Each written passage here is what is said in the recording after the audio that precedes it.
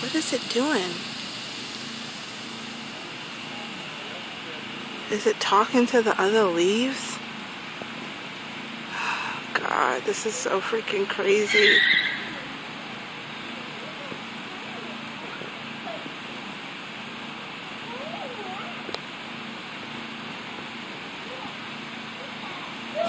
Is it telling them to form a big union to attack us? We don't know. It's so freaking crazy.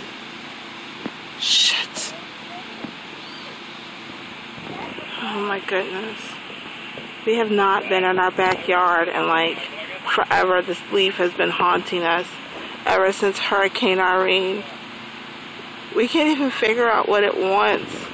What can we do to like make it go away? We're gonna have to like call like the poltergeist people or something. Shit.